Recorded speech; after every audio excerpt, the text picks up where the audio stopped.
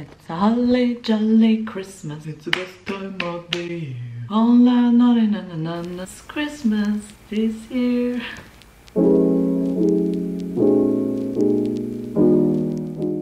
Salut tout le monde, je viens aujourd'hui avec une nouvelle vidéo. Je suis super heureuse de vous retrouver comme d'habitude. Et comme vous pouvez voir, le décor a un petit peu légèrement changé. C'est très festif aujourd'hui. Ça va pas être une vidéo festive en soi. Et vu que je suis rentrée chez mes parents, je me suis dit pourquoi pas utiliser le salon. Petite déco bien fort sympathique de notre sapin pour tout simplement l'utiliser en tant que background pour cette vidéo. Donc je reviens aujourd'hui avec une nouvelle vidéo pour enfin vous faire mon bilan de mon expérience en Master 2 droit des affaires comparées à l'université de Lyon 2. En fait je voulais la faire déjà depuis pas mal de temps, sauf que il y a beaucoup de choses qui se sont passées entre temps. Dans cette vidéo je vais vraiment vous parler du coup du master, vous présenter les différents enseignements qu'on a eu. Je vais vous parler de mes notes aussi parce que du coup j'ai enfin reçu les résultats il y a une semaine. Oui. Le 17 décembre aujourd'hui, j'ai fini les cours en mai. C'est comme maintenant que j'ai reçu mes notes, donc on va y revenir également. Gardez à l'esprit qu'en fait là tout ce que je vais vous raconter c'est vraiment basé sur mon expérience personnelle, déjà de mois en mois, mais aussi par rapport à cette année particulière qu'on a vécue avec toute la crise sanitaire. On est un peu la promo malchanceuse,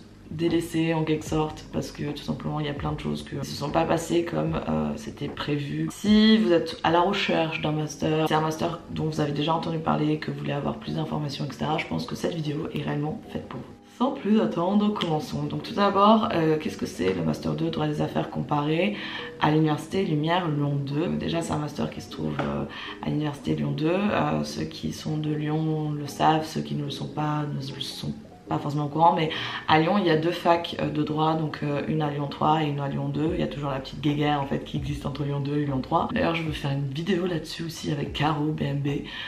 Caro, si tu passes par là, n'oublie pas, keep in mind qu'il faut absolument qu'on fasse une vidéo ensemble. J'ai effectué du coup les 2 ans de master à Lyon 2. J'étais d'abord en master 1 droit des affaires et puis du coup je suis partie en master 2 droit des affaires comparées. Et pourquoi est-ce que j'ai choisi ce master? Tout simplement parce que en fait à la fin, enfin pas à la fin, mais tout le long de ma L3 je me suis renseignée sur tout, concrètement sur tous les domaines qu'il y avait. Ce master m'a vachement tapé dans l'œil. Si je devais faire un master, c'était celui-ci ou rien du tout. Parce que tout simplement, de nouveau, mobilité. Je pense que vous commencez à me connaître. C'est comme ça aussi que je suis partie en fac de droit, que je suis partie en licence, c'était pour la mobilité. Le Master 2 droit des affaires comparées propose depuis 2005 une mobilité au Canada, plus précisément à Montréal, donc c'est juste génial. Pour vous expliquer un peu le fonctionnement, le premier semestre se déroule du coup à Lyon et après le deuxième semestre tout le monde part à Montréal pour suivre les enseignements là-bas, vivre tout simplement l'expérience canadienne, montréalaise, je sais pas si ça se dit comme ça, manger de la poutine et tout et voyager. On a pu discuter avec les anciens étudiants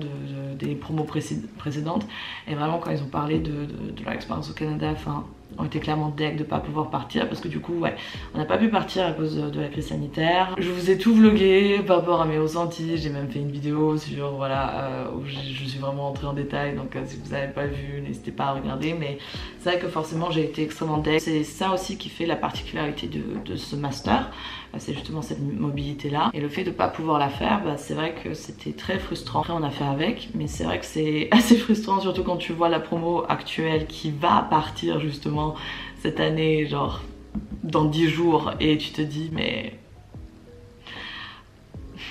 on peut pas partir avec vous s'il vous plaît. Le fait d'être à l'étranger, au Canada, à Montréal, c'était juste le feu et ils ont pu découvrir du coup la ville en elle-même, le pays, mais également partir à l'étranger, genre aller à New York parce que Montréal New York ça se fait en 6 heures en bus. Pour le spring break ils sont carrément partis, je sais plus ce qu'ils ont fait, Cuba, Mexique, je sais pas, un truc en tout cas en Amérique du Sud davantage, et c'était le feu quoi. Mon retour sur ce master va vraiment être purement pédagogique en fait, basé sur la pédagogie parce que tout simplement j'ai pas eu la mobilité, malheureusement j'ai pas eu l'expérience de partir à l'étranger. Une deuxième particularité qui a été mise en place du coup l'année dernière avec notre promo pour la première fois, c'est le double diplôme. Donc c'est à dire qu'avant de 2005 jusqu'à 2020. Les étudiants de la promo Master de DAC partaient au Canada au deuxième semestre, donc toujours à Montréal, mais juste en fait pour l'expérience, pour les connaissances en plus, mais il n'y avait pas de diplôme derrière, c'est-à-dire qu'à la fin ils avaient juste leur Master 2 validé avec une expérience en mobilité à l'étranger, mais pas de diplôme. Ce qui s'est passé du coup pendant l'année de notre promo, c'était la première année où du coup avec Montréal, avec l'UDM, donc l'Université de Montréal, créer une collab pour permettre aux étudiants qui sont dans ce master là d'être diplômés d'un Master 2 et en parallèle d'un LLM, donc en droit des affaires. Qu'est-ce que c'est un LLM? J'ai 3 milliards de questions à chaque fois là-dessus. Je connais pas réellement l'abréviation exacte de LLM, je sais juste que genre Master of Laws en mode à l'étranger. Généralement on fait un LLM dans les pays anglo-saxons, donc on peut le faire en fait n'importe où.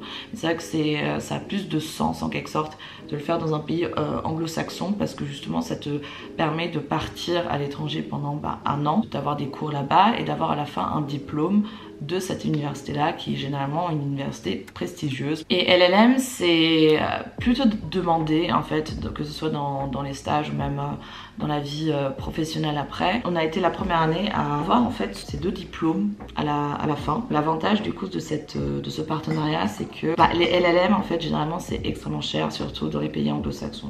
Juste un exemple, pour un semestre passé à l'UDM c'est entre 13 000 et 15 000 euros, quelque chose dans ce style-là. On n'en parle même pas de la nationalité russe par exemple où c'est beaucoup plus.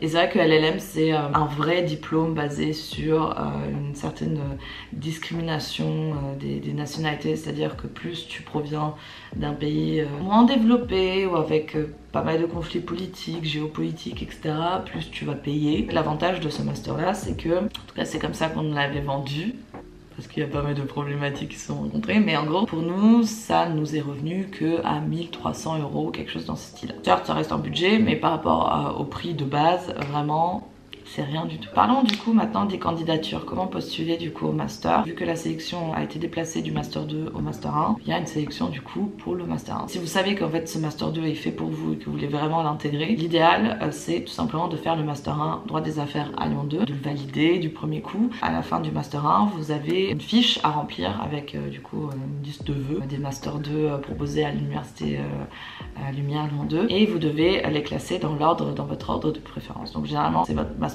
coup de cœur, vous allez l'avoir. Je suis direct passée en fait en master 2, j'avais une place de droit. Pour ceux qui n'ont pas fait leur master 1 à Lyon 2, c'est quand même possible d'envoyer leur candidature. Je sais que dans ma promo il y avait quand même une grande majorité des gens qui provenaient du coup de notre master 1 à Lyon 2, mais il y en avait quand même un peu moins d'une dizaine, je sais pas, 7-8 qui provenaient d'ailleurs. Donc c'est toujours possible en fait de candidater juste pour le master 2. Pour les candidatures c'est comme pour le master 1, il n'y a pas d'entretien ni rien, c'est juste sur dossier, CV, lettre de motivation et puis tous les documents. Juste en fait le seul truc qu'il faut garder à l'esprit qui est vraiment pas du tout négligeable, vu qu'on a été la première promo à avoir ce double diplôme, il y a eu pas mal de couacs, plutôt par rapport aux gens qui n'ont pas la nationalité française. Aka me, hello, it's me.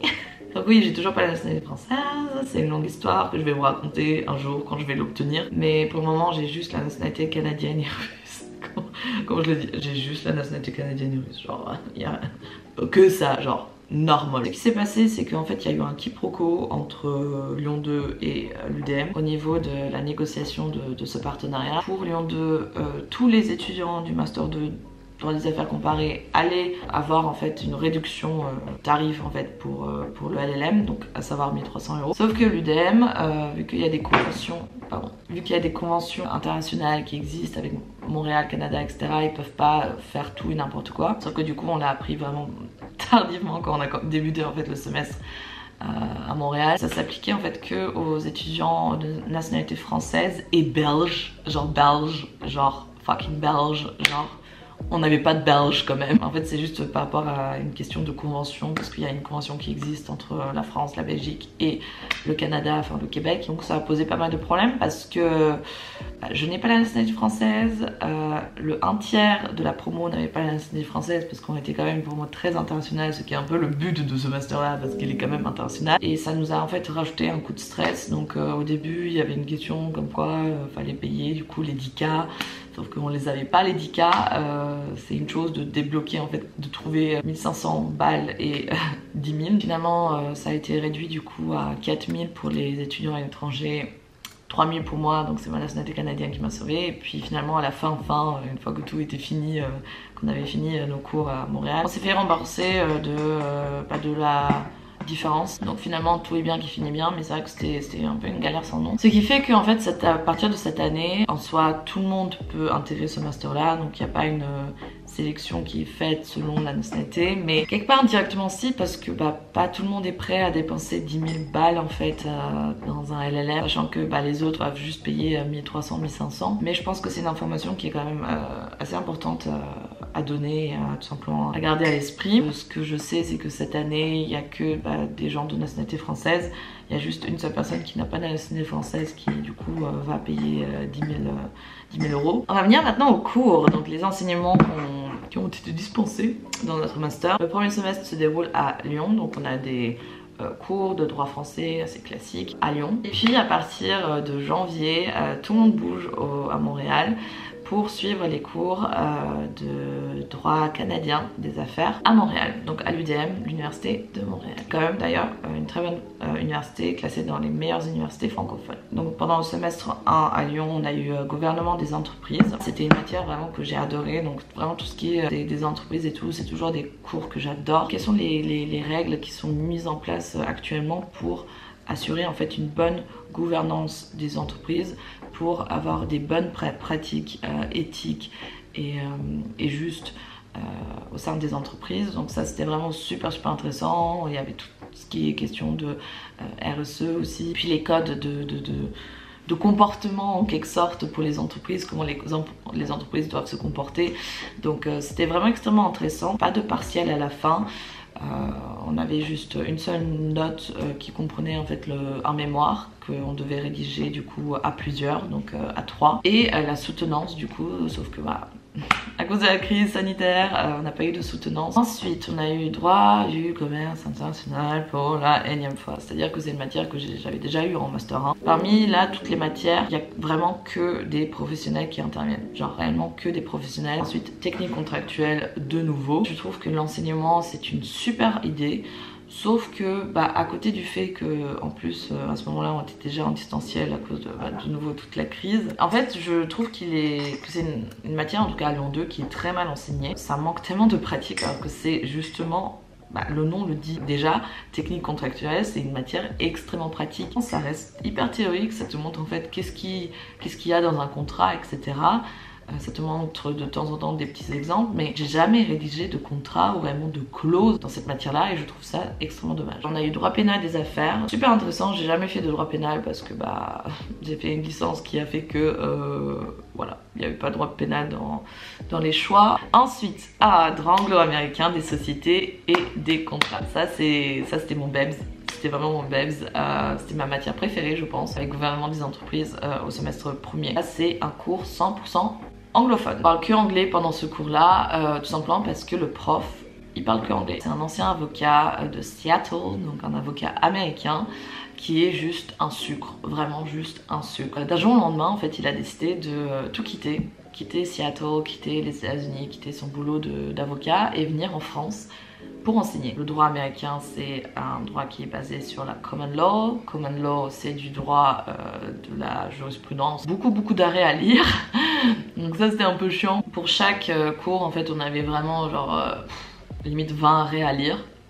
Donc parfois, on essaye de le partager au sein de la promo pour que chacun lise des arrêts et après fasse le résumé qu'on mette en commun. Par rapport à ceux qui ont peur par rapport à l'anglais machin et tout parce qu'ils sont pas trop forts, honnêtement il est vachement compréhensif. C'est le seul cours qu'on a réellement que en anglais. Les autres cours sont que en français, donc c'est vraiment le seul. Pas réellement besoin en fait d'avoir un excellent niveau en anglais. Bien sûr si vous l'avez c'est encore plus bénéf. On a eu du coup aussi droit des contrats et des sociétés allemands, avec une avocate allemande qui a son barreau à Lyon et son barreau à Berlin et qui exerce aujourd'hui dans un cabinet d'avocat à Berlin. La semaine on l'a eu, du coup en plus on était en distanciel, c'était vraiment des semaines extrêmement intensives parce qu'on a eu que ça, vraiment tous les jours on a eu que droit des contrats et droit des sociétés allemands. C'était assez simple pour moi parce que je parle allemand et que j'ai déjà fait du droit allemand. Je trouvais ça extrêmement intéressant parce qu'il y a des formes sociétales qui n'existent pas en fait en France, qui existent en Allemagne, qui pourraient même pas réellement exister en France, mais qui marchent en fait, qui ont un énorme succès en Allemagne. Moi de nouveau, tu me parles d'entreprise, de société, je suis à fond dedans. Droit européen des contrats, alors ça c'est le cours, on va être honnête, je suis pas allée souvent à ce cours là. Par contre vraiment au niveau du partiel c'était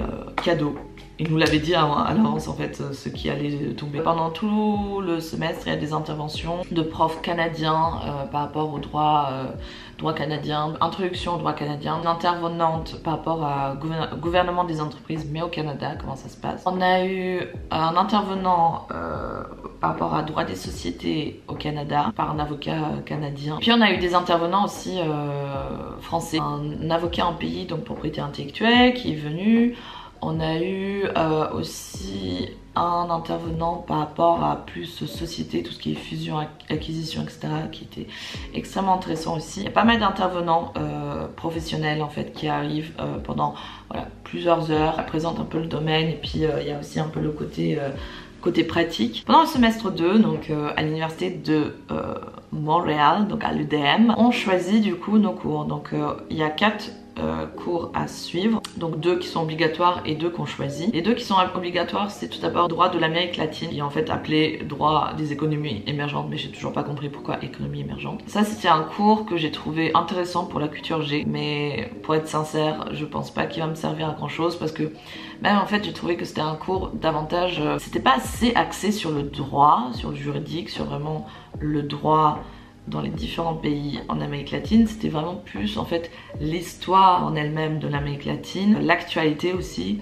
comment ça se passe aujourd'hui en Amérique latine, les choses auxquelles il faut faire attention, par exemple les investisseurs sont assez réticents par rapport au fait d'investir en Amérique latine parce que corruption et instabilité politique et instabilité tout court. Et le deuxième cours qui était obligatoire, c'était droit comparé des contrats. Hyper marrant dans le sens où c'était pas un cours, en fait on faisait cours. Tout le monde devait faire une présentation, donc choisir une thématique par rapport à droit des contrats et puis choisir minimum 2 voire 3 législations différentes pour justement comparer comment ça se passe là-bas. Moi j'ai fait sur les avant-contrats, sur les contrats cadres, pardon, les contrats cadres, j'avais comparé du coup droit français, droit canadien, allemand je crois aussi, et je sais plus.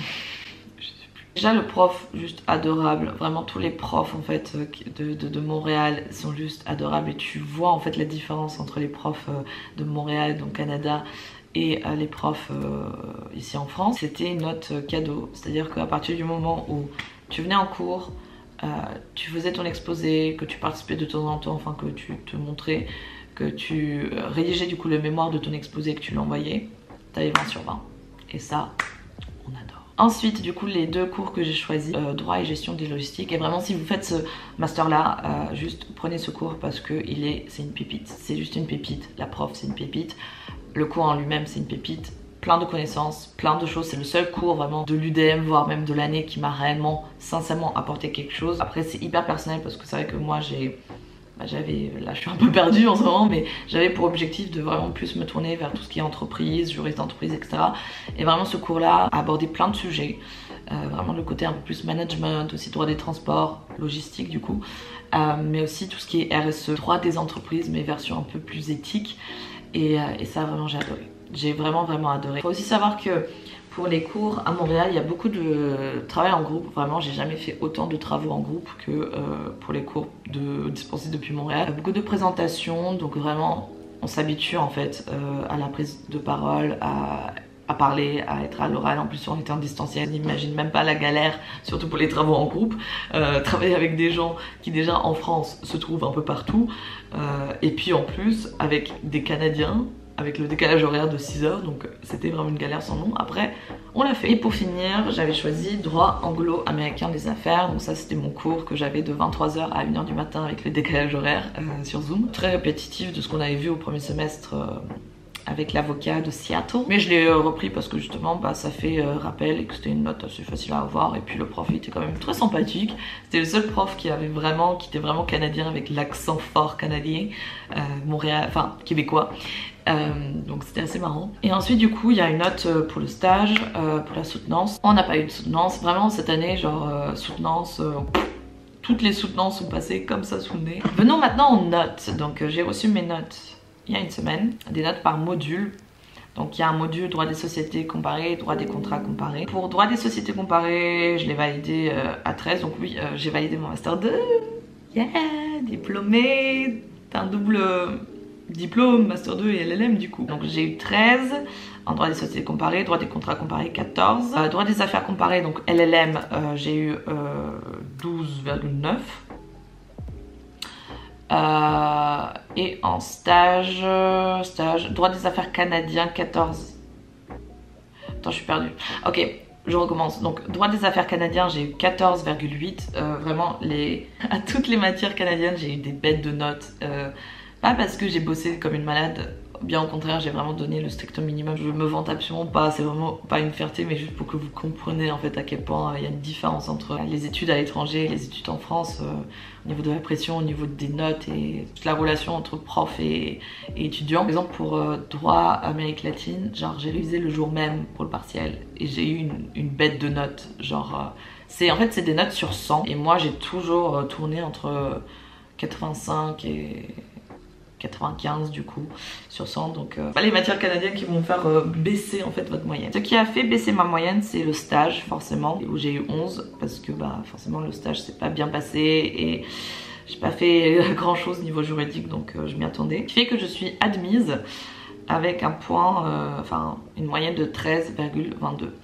Donc c'est pas une moyenne de ouf, je voulais tellement me prouver un truc et essayer d'avoir une moyenne qui me permettait en fait d'avoir une mention bien. Avec le stage j'ai juste compris que j'allais pas l'avoir parce que bah, le stage s'est vraiment pas bien passé. Et puis je dois aussi vous dire qu'en fait plus le temps avance, en plus là on a eu les notes genre en décembre, vraiment tu passes tellement à autre chose que pour toi genre les notes t'accordes tellement moins d'importance que tu pouvais accorder pendant les années précédentes. Tu veux juste avoir ce foutu diplôme et passer à autre chose quoi, donc que tu es validé avec mention ou sans mention, genre limite tu t'en fous, tu veux juste avoir le diplôme et basta, tu vois. Je suis contente de moi, certes j'aurais pu mieux faire, j'aurais pu aussi faire pire, mais le plus important c'est que j'ai le master 2 en poche, j'ai mon LLM en poche, j'ai mon bac plus 5 en poche, et maintenant chômage. Non, je cherche quand même, j'essaie d'envoyer en fait à des offres de stage, d'emploi, etc. Donc à voir ce que ça va donner. On a une remise de diplôme du coup normalement le 20 janvier. Donc ça c'est super cool, genre vraiment c'était tellement important pour moi qu'on ait en fait une remise de diplôme, parce que en France il y a vraiment un problème avec les remises de diplôme, ils aiment pas faire ça. Et pour moi vraiment Master 2, c'est la fin de mes études et très important pour moi que ça arrive, donc j'ai hyper hâte. Et du coup le dernier point c'est mon avis, mon retour par rapport à ce Master 2. Forcément mon retour il est très mitigé. Si j'avais fait cette vidéo il y a encore quelques mois, mon avis, mon retour était complètement négatif parce qu'il y a beaucoup de choses qui m'ont pas plu cette année.